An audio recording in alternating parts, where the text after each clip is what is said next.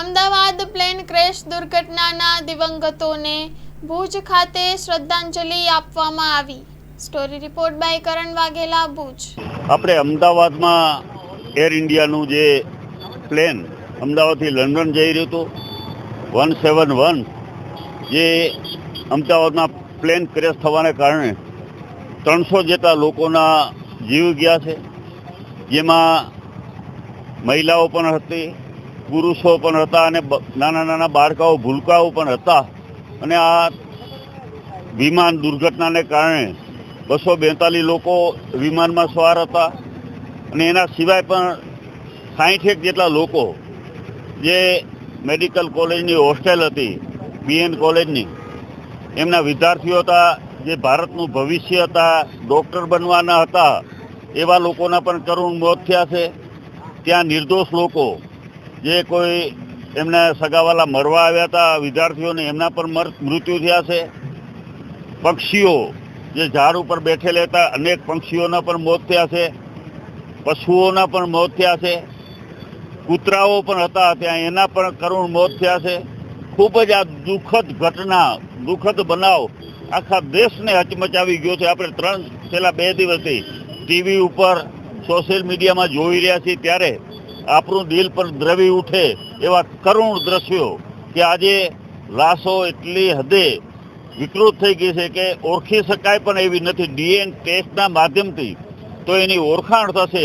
તો આવી કરુણ ઘટના જે દેશમાં બની છે, આજે આખો દેશમાં ખૂબ દુઃખ અને શોકની લાગણી વ્યાપી ગઈ છે।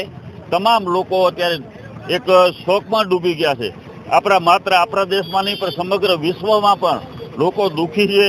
આવી કરુણ ઘટના જ્યારે બની છે, ત્યારે આજે આપણે ગુજરાતમાં અને આ જિલ્લાના કોંગ્રેસ પરિવાર દ્વારા આ જેમના મૃત્યુ થયા છે, એમના દિવ્ય આત્માને પ્રભુ કુદરત શાંતિ આપે, અલ્લાહ તાલા શાંતિ આપે। અહીંયા આમાં હિન્દુના લોકોના પણ મરણ થયા છે, મુસ્લિમ સમાજના પણ ઘણા ભાઈઓ બહેનોના મરણ થયા છે।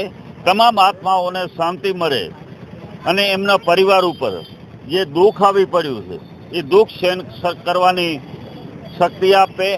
આખો દેશ આ મૃતકોની સાથે એમની સંવેદના બધા લોકોને વ્યક્ત કરે છે અને એમના ભાગરૂપે આજે જિલ્લા કોંગ્રેસ દ્વારા અમે આજે ભુજમાં શ્રદ્ધાંજલિ આપીએ છીએ અને જે પણ આ દુર્ઘટનામાં મૃત્યુ પામ્યા છે, એમને પ્રભુ શાંતિ આપે એવી પ્રાર્થના કરીએ છીએ। આજે અમે મૌન પાડીને પણ શ્રદ્ધાંજલિ આપીએ છીએ અને આવી દુર્ઘટના ભારતમાં ભવિષ્યમાં ન બને એના માટે પણ સરકાર જાગૃત બની તમામ આવા મોટા જે પ્લેનો છે, કારણ કે એવું કહેવાય છે કે આ પ્લેન છે એ એક એવી જાતનો પ્લેન કે 1100 જેટલા પ્લેન અત્યારે વિશ્વમાં ઉડી રહ્યા છે, તો એની પર તપાસ થાય। અને આની ઘણી બધી ફરિયાદો પણ આવેલી હતી, આ પ્લેનની ફરિયાદો પણ મુસાફરોએ કરેલી હતી।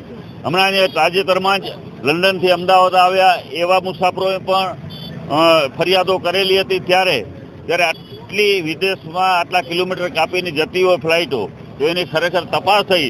અને ખાસ કરીને અત્યારે જે દેશમાં ખાનગીકરણ થઈ રહ્યું છે, અત્યારે મૂળ કારણ જો હોય તો ક્યાંક ને ક્યાંક એના જવાબદાર સરકાર પણ હોય એવું અમને જણાય છે। એટલા માટે કે આજે ખાનગીકરણ જે થઈ રહ્યું છે ને અનેક ફરિયાદો અત્યારે મળી રહી છે, ક્યાંક એસી ચાલતા ન હોય, ક્યાંક સીટોની કોઈ ઠેકાણા ન હોય, તો સરકાર પણ આના ઉપર ગંભીરતાથી લઈ અને લોકોના જીવનનું મૂલ્ય સમજે અને આવી દુર્ઘટના ફરી દેશમાં ન બને એના માટે સરકાર તકેદારીની પગલાં લે એવી અમારી માંગણી છે।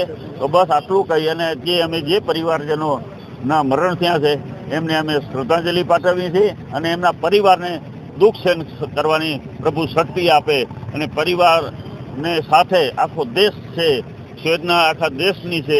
તો બસ આટલું કહી ભગવાન એમના આત્માને શાંતિ આપે એટલી ભગવાનની પ્રાર્થના।